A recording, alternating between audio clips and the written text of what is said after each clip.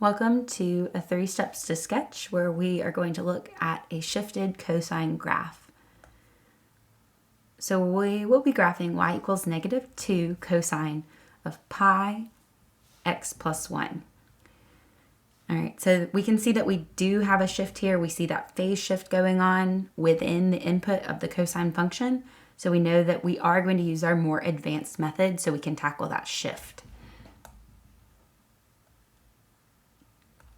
All right, we have our template on the left and our equation and grid on the right. Okay, we know that this equation is following that general form, a cosine b x minus c plus d, and it actually has the b factored out, which I like because really what we have is a cosine b and then x minus c over b, a little factoring there. And I like that because c over b is actually the phase shift. So the phase shift is very clearly showing here. It's easy to see that we should be moving left 1 as our phase or horizontal shift. Okay, so just making a note of that. And now we'll jump into step 1, find the essentials. So for our base graph, and this is working towards step 2 where we'll plot our base pattern, we want to identify A and B. So A is -2. Okay, that means we have an amplitude of 2. The amplitude is just the absolute value of A. And we take the absolute value because amplitude is a distance. So it's the distance from the midline of the function to a maximum, or the midline to the minimum. Okay, so you can see that this is just a vertical stretch on our parent function of cosine. Another thing I like to do here, that negative sign, I like to put a huge star or make some kind of note so that when I get to step 2, I remember that this graph has a negative out front, which means we should be reflecting this graph or using the reflected base pattern. Okay, it's flipped vertically, so over the x-axis. So making a note of that eliminates the probability that you will forget. All right, so then B. We see B is the coefficient of x, so it is pi. All right, so B tells us how many cycles happen between 0 and 2 pi. So that's kind of strange in this case. Pi cycles happen between 0 and 2 pi. It sounds kind of funny if you say it like that. But we know pi is equal to approximately 3.14. So a little bit more than 3 cycles happen between 0 and 2 pi, I think is maybe a nice way to mentally say that to yourself. Okay, we can also use B to find the period. So we know to calculate the period of cosine, we should do 2 pi divided by B. So 2 pi divided by pi, well, that's just 2. So our period is going to be 2. That's just the horizontal length of a cycle. And it's not in terms of pi, which is kind of strange, but actually pretty nice for moving forward. So let's choose how we're going to label our axes. So horizontally, that one's the most important. And we want to design this very intentionally. You could choose anything, but we're going to design it so that all of our key points in our pattern, in our cosine curve, will align nicely with our horizontal tick marks.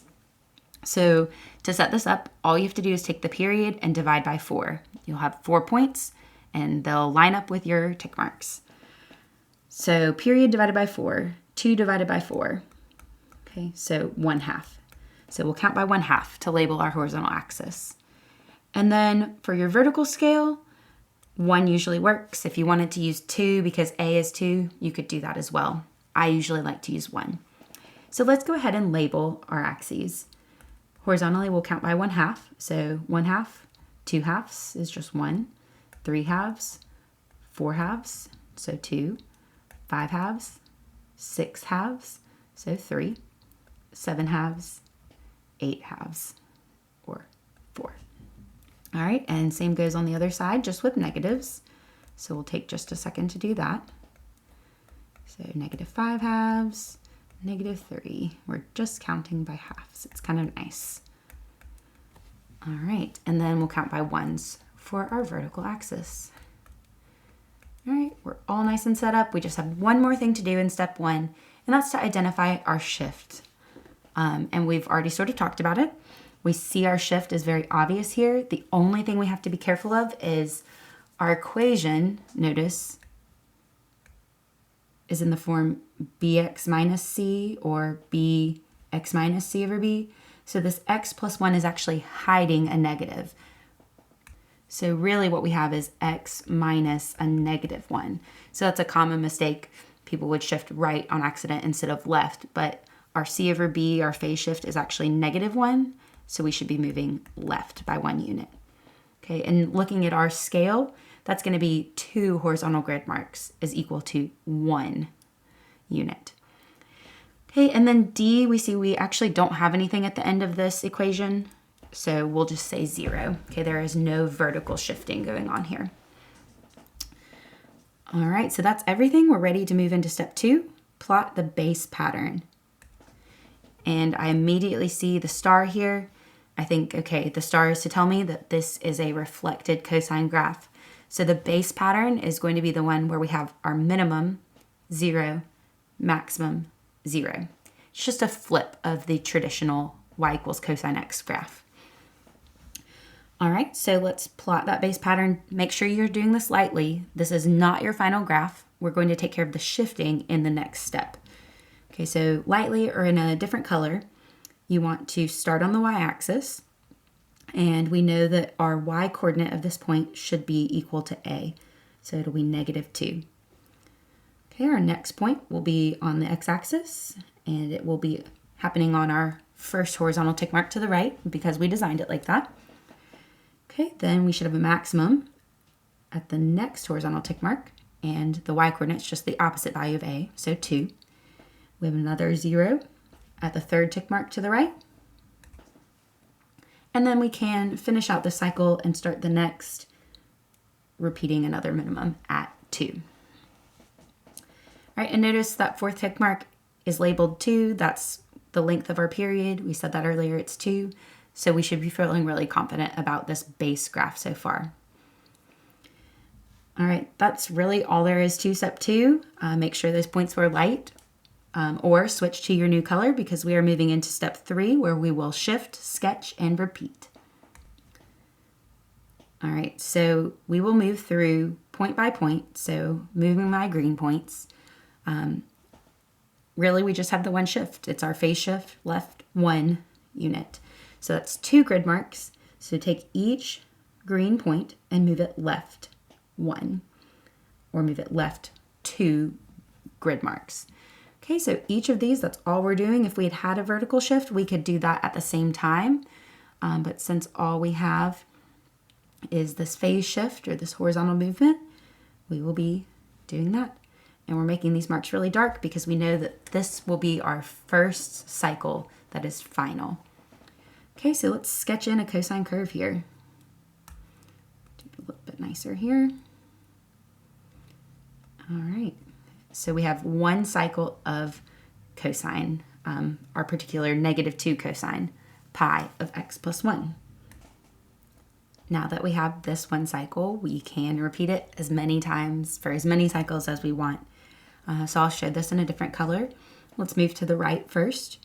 So we have, from this minimum, we have another x-intercept at the next tick mark, a maximum, x-intercept, minimum, x-intercept. Okay, so we're just repeating that pattern over and over again. We can even go up to a maximum here. Turn that graph down to show it continues in that cosine curve. And we can go in the other direction as well. So x-intercept, or sometimes I call that a midline point, because sometimes you shift vertically up or down, that takes it off the x-axis. Maximum, x-intercept, minimum, x-intercept, maximum. And so sketch in those same curves just over and over again, repeating. All right. So this is a really nice sketch of our equation. I always like to look back to B. We said there should be pi cycles between 0 and 2 pi. This is an interesting one because, again, our horizontal axis is not labeled in terms of pi. You can imagine, okay, I don't even think I have space here, but let's just not to scale, say, okay, 4, 5, 6. So you can see that we would have several more cycles happening here. So we would have about, and I'm saying that because 2 pi is a little bit more than 6, about 6.28. And so we're saying we'd have pi cycles happening in that space, so 3.14. So if you're interested in looking at that, if you want to extend your graph, you'll be able to see that really well. And that's just kind of a fun thing to think about and to double check as well. All right, so this was the 3 steps to sketch method to get a nice sketch of a shifted cosine graph. Check out the links in the video description for more cosine equations graphed and for some other trig functions as well.